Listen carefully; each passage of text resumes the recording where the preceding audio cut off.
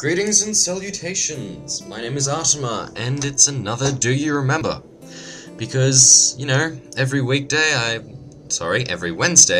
I like to pretend that I'm the, forbidden child of the nostalgia critic and total biscuit, left in Australia to be raised by kangaroos and a, platypus named Danglebird.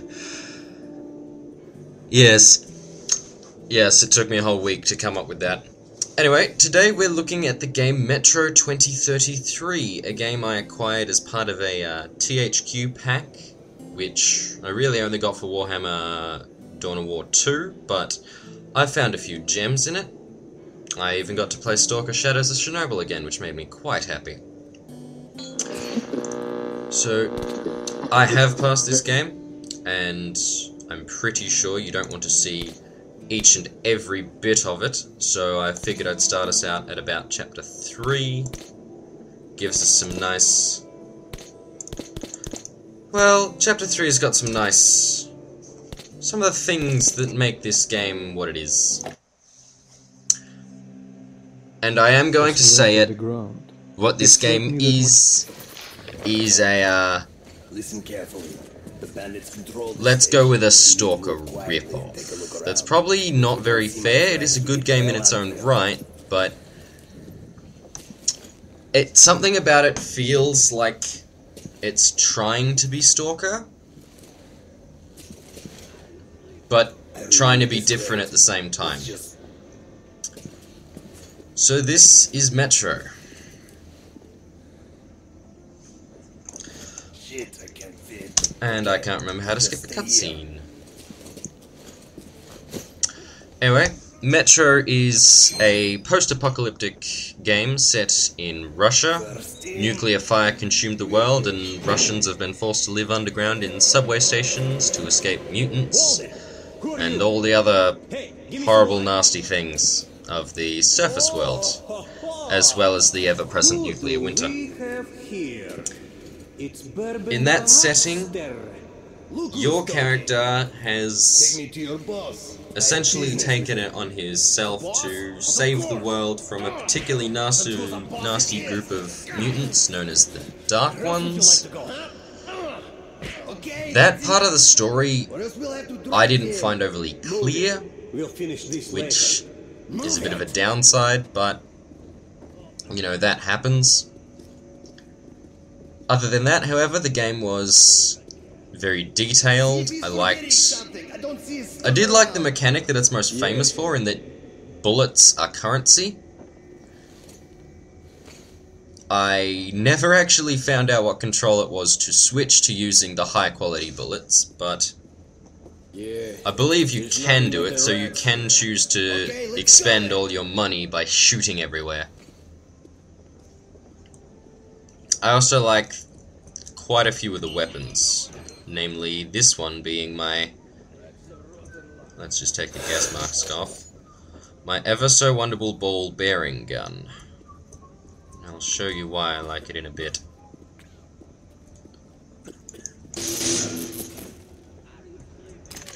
Oh.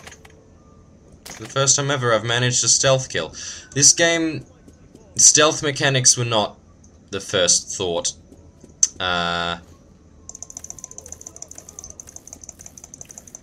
When you knife somebody, they tend to scream. Stealth was probably not the best section, because I always want to not be making noises in a stealth section. Yes, you can turn lights on and off, which is quite good. That is one side of the stealth that they definitely got right.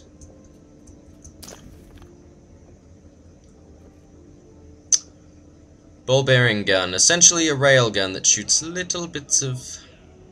well, what is a ball bearing made out of? I imagine it's some sort of metal, otherwise it wouldn't be conductive. Blue flash, and they die.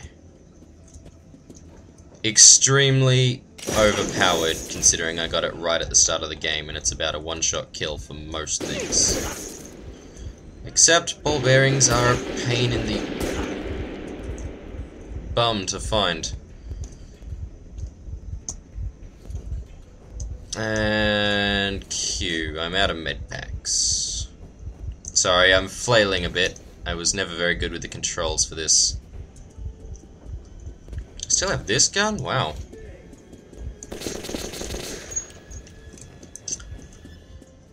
So this game has some interesting features, such as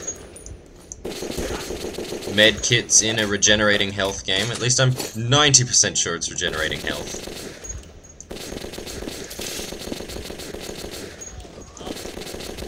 It also features fairly standard post-apocalyptic weaponry in that it all looks a bit clobbled together or fairly old and rusty, which is nice. I like the post-apocalyptic feel. It's something that a lot of games get right and a lot of games get wrong, and this is certainly one of the ones in the right. I never feel like I'm moving quite fast enough, but that's just my personal taste.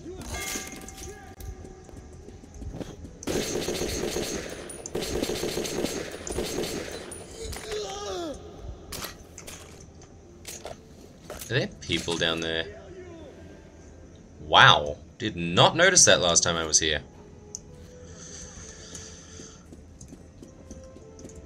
Along with the bullet mechanic, there's a gas mask mechanic in that you have to keep a large supply of filters on your person at all times if you're in any sort of risk of bumping into the surface, or in other ways encountering hazardous or radioactive gases, which is nice, and monsters fighting in melee, and possibly guns, I'm not entirely sure, actually can break your gas mask, and got me in quite a bit of trouble having my gas mask broken and not knowing where to find the next one. I spent about half an hour on that particular level. Dying most of the time. I'm not going to say that I managed to breathe for half an hour, or hold my breath for half an hour.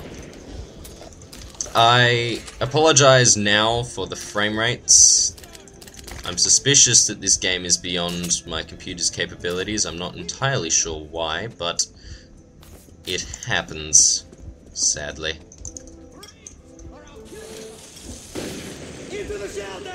I hate how the grenades move. I'm not sure if you saw that, but it just doesn't look right. Something about that just feels so wrong. Spend half an hour waiting for the grenade to get there and then not kill them.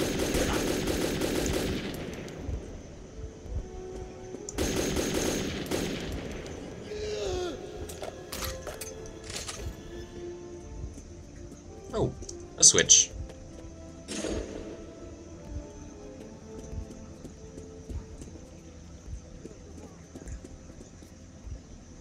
Looks like it did kill them this time. And I remember this.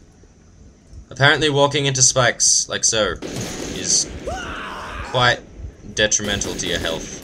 It's very easy to scratch yourself on metal rods.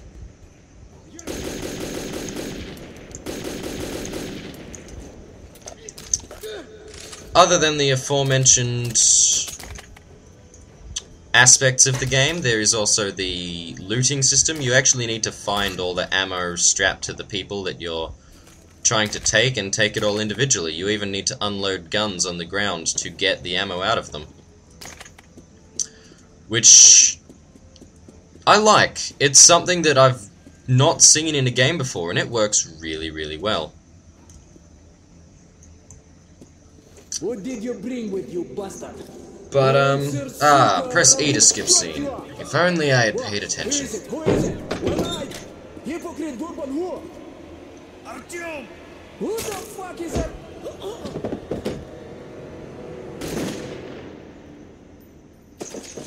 And now my friend is dead.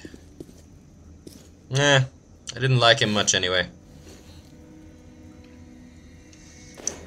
And now I suppose I best get onto the bad things about this game. The bits that I don't like. You can keep your weapon. Sorry, bad is definitely the wrong word.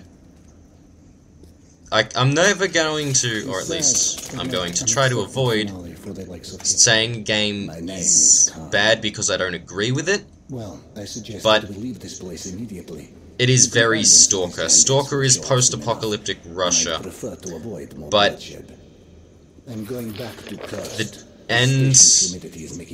Metro does mention stalkers. It refers to the people who roam the overworld looking for supplies as stalkers. I'm not sure if this is a Russian pop culture thing, but I wouldn't have expected the phrase stalkers to apply into two games that are both set in post-apocalyptic Russia. Same as the phrase anomalies. It doesn't sit well with me that they're so similar. The difference between the two games being that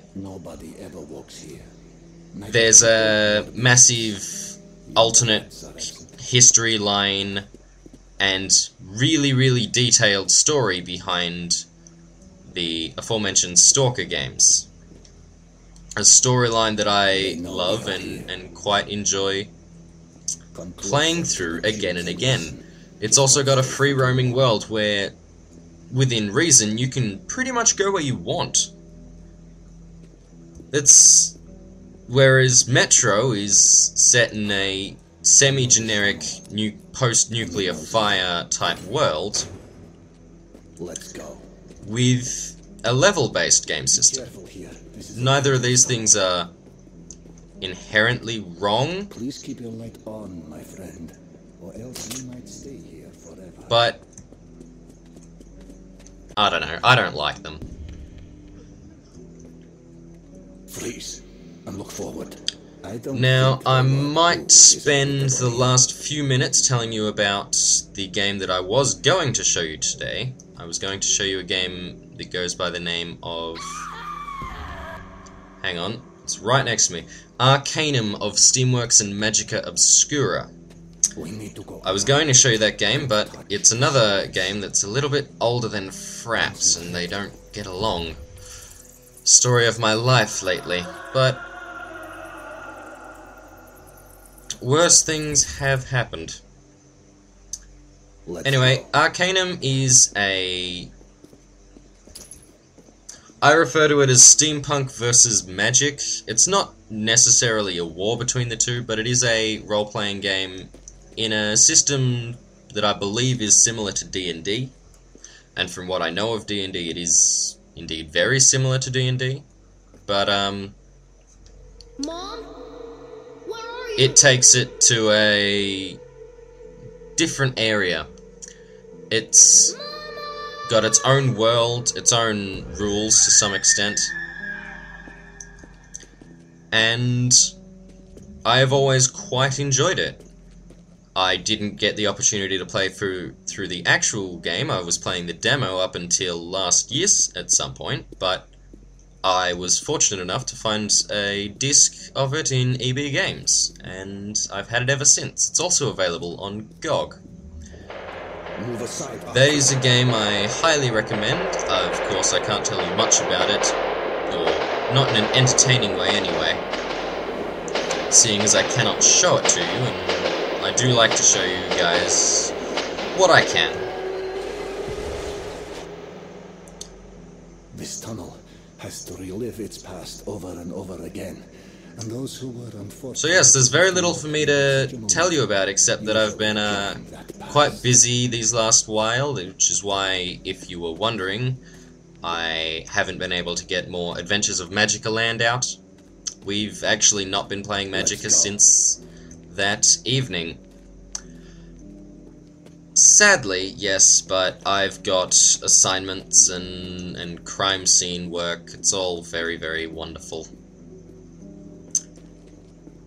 I hope you guys enjoyed this Do You Remember video of the game Metro 2033. Look forward. A battle raged here. You know what? long ago. I'm gonna go out by dying. I've never actually seen what happens when you run into a ghost. And that's what happens when you run into a ghost. Have a good night, guys.